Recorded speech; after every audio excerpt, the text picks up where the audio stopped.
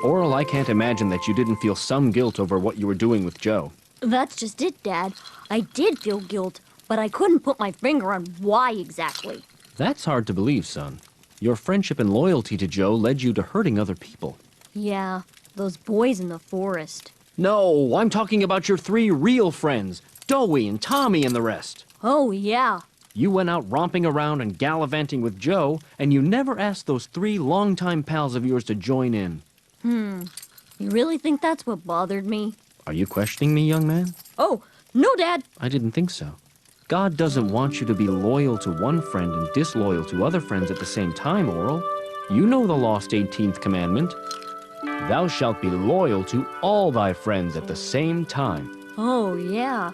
So you see, friendship is a complicated headache, but it's ultimately worth it. But what about those kids we beat up?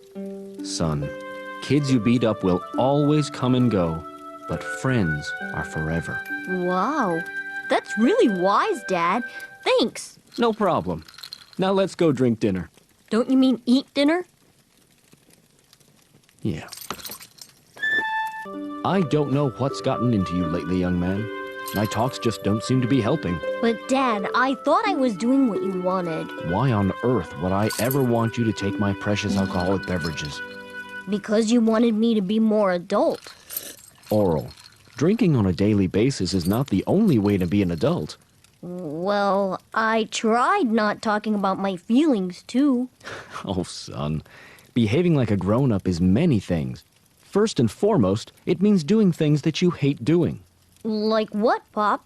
Well, like dealing with people who make you unhappy, being stressed about things you have no control over, and working soul-numbing jobs. Oh. Then, gradually, as we endure these hardships and accept them as normal, that's when we've finally earned the right to get drunk and be emotionally distant from our families. Just like my father. I love you, Dad. I'm hungry too. Let's go eat. Are you decent? Hold on. Okay. Well, that was a mortifying sermon today. Oh, come on. Can't we have one good night? You know the Reverend was referring to you not wanting Shapey. That's ridiculous. How would he even know? Don't be an idiot. Everyone knows you didn't want him. Yeah, well, I had my reasons. I think it's kind of strange that I don't even remember conceiving this kid. Please, when do you ever remember? All I do is try to forget. At least you know he's yours. He doesn't even look anything like me. Who's been inside you? You are disgusting. I want a divorce. Fine. I'm gone. Live it up, baby!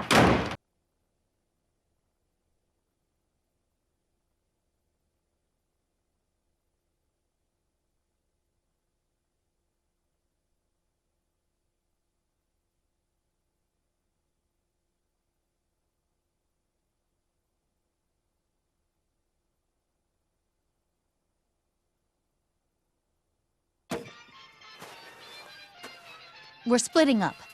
But it's Christmas. We can't spend it without him. Then I suggest you go find your precious father and the two of you spend Christmas together. Who has everything and more. He can heal the sick, so Oh, cheer up, Clay. You've got a great family. You're an incredibly attractive guy, and your wife is automatically sexy by association. And Orel is one of the best long-distance runners on my team. Who cares if your second kid was a mistake and won't let himself be weaned? At least he's cute. Yeah. Don't worry, she'll never go through with the divorce. Thanks, Danielle. Sometimes I wish I could put your brain in my wife's head. Merry Christmas, Clay. Merry Christmas. what would you give him this Christmas? Give him a $20 gift certificate from Pizza Joe's. All our lives we've worked and slaved to keep them from humiliating us. And this is what we get? A bunch of Figure lovers? Well, the kids call them wiggerellies. It means white figurellies. Well, I call them wiggerellies. Worthless figurellies. This whole segregation thing has been an inconvenience from the start. And now it's affecting our precious society. Dad, I was just trying to separate them from us, like God wants us to do. I know, Orel. Your intentions were righteous, but it just so happens that this time, righteous was wrongous. Wow. You see, somehow you've turned things topsy-turvy, young man. You've made it inconvenient for the racists, not the racers. And at that point, why even discriminate? Yeah! So no more monkeying around with grown-up issues, young man. No prob. I mean, you got it, Dad. Attaboy. Now let's go eat. Who likes Italian? I sure do. Italians are great. Son of a...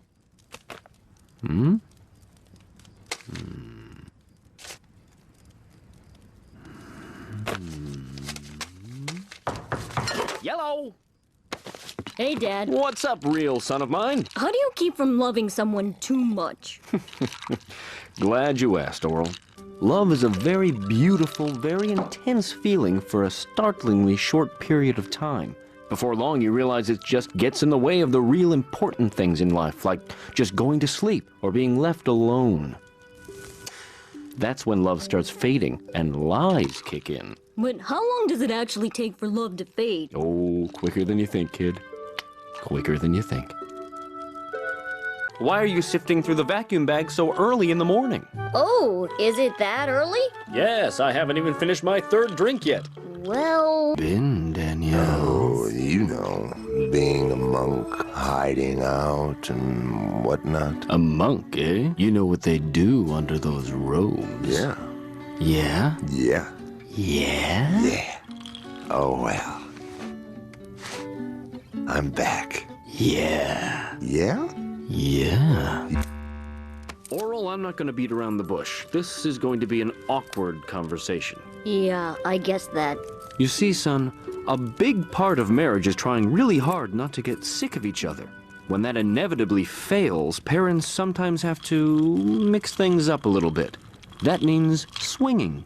Swinging? Yes. You see, I like to watch your mother be a housewife to another family. It excites me when I see her being distant with another man and his children. They call it voyeurism. I don't know, Dad. All this makes me feel a little... Excited? No. Tired? No. Sad? Yeah. Orel. That's okay. Sadness is just nature's spankings. It means you learned your lesson twice as well. Oh, but what did I learn? Why, it's elemental, my dear Orel. Mind your own little business.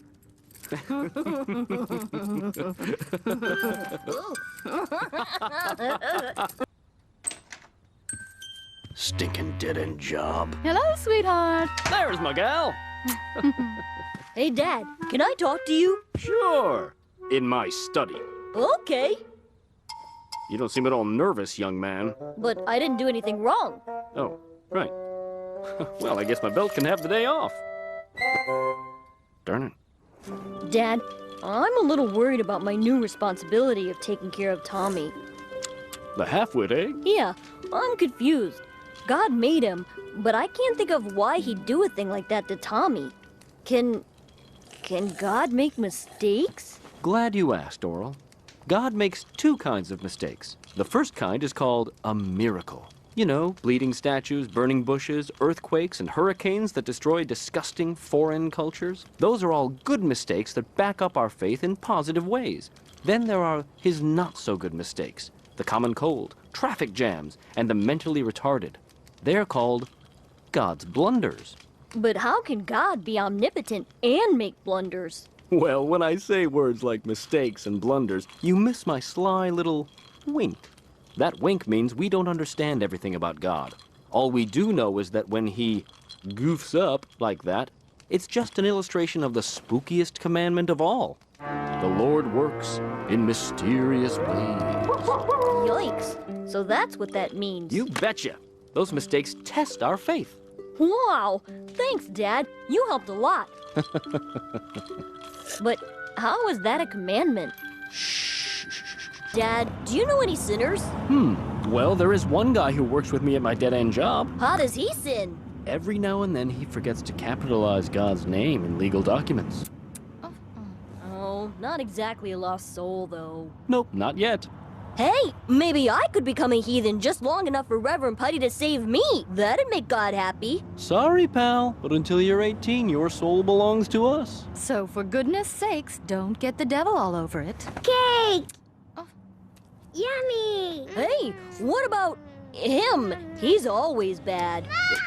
Shapey's only 7, son. He doesn't count. Dad, he's not That's right. His little soul hasn't even developed fingers yet. Gee, Reverend Putty's right. Morrilton just doesn't have any more souls to save.